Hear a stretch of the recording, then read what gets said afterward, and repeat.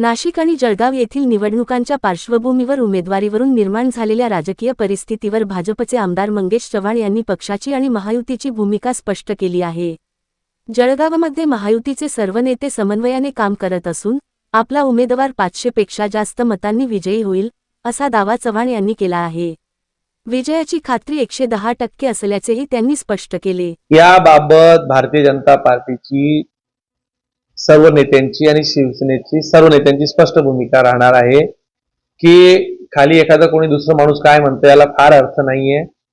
राज्याचे मुख्यमंत्री प्रदेशाध्यक्ष आणि गिरीश भाऊ या सगळ्यांनी सांगितलं आहे की नाशिकची जागा शिवसेनेची निवडून आणण्याची जबाबदारी ही मित्रपक्ष म्हणून आमची असणार आहे। त्याच पद्धतीने जळगावची जागा देखील शिवसेना आणि भाजपा एकत्रच लढणार आहे।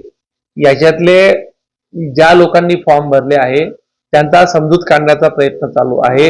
त्या समजुतीअंती हे सगळं स्पष्ट होईल।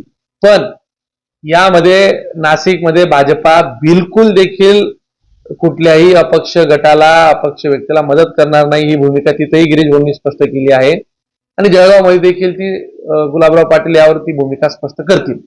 आता परंतु या ठिकाणी शिवसेनेचे आमदार किशोर पाटील असं म्हणतात की नाशिकमध्ये काय होतं त्यानंतर जळगावमध्ये ठरवलं, जळगावचं गणित ठरलं। किशोर पाटील साहेब काय म्हटले मी ऐकलं नाही, ते ऐकल्यावर त्यावर मी बोलेन। दादा गुलाबराव पाटील यांनी पण आपली एक नाराजगी व्यक्त केलेली आहे। ते म्हणताय की आम्ही 5 जागांची मागणी केली की आम्हाला 4 जागांवरच समाधान मानावं लागलं। आता बघा, काही गोष्टींचं समाधान हे मान्यवरही असतं। आता महायुती म्हणून लढत असताना भाजपाची स्ट्रेंथ सगळ्याच ठिकाणी 16 ठिकाणी भाजपा ही 1 नंबरचा पक्ष होता। मान्य आहे की जरी 1 नंबरचा होता तरी मित्रपक्षांना सोबत घेतल्याशिवाय तिथल्या निवडणुकाही कोण आम्हालाही तसं सोप्यानं होतं तसं त्यांनाही सोप्यानं होत्या। एकंदरीत आता तो निर्णय झालेला आहे आणि गुलाब भाऊंना कदाचित गुलाब भाऊंची मागणी होती की मुलासाठी शिवसेनेला ती जागा सोडावी, परंतु शिंदे सेनेला जागा कमी केल्यामुळे त्या शिंदे सेनेकडनं जागा फक्त 4 जागा झाल्यामुळे त्यांनी जळगाव हक्क सोडला। त्यामुळे आणि भाजपाची ही जागा वर्षानुवर्ष पारंपरिक भाजपा आज तिथे लढत आहे। 15-25 वर्षापूर्वीचा काही संदर्भ देऊन मला असं वाटतं की अलीकडच्या राजकारणात ही समीकरणं जुळणार नाहीत। परंतु राहिला विषय गुलाब भाऊंचा, तर गुलाब भाऊ महायुतीचे ताकदवार नेते आहेत।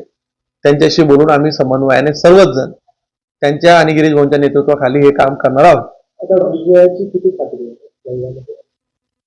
110%। मत किती प्लस? 500+।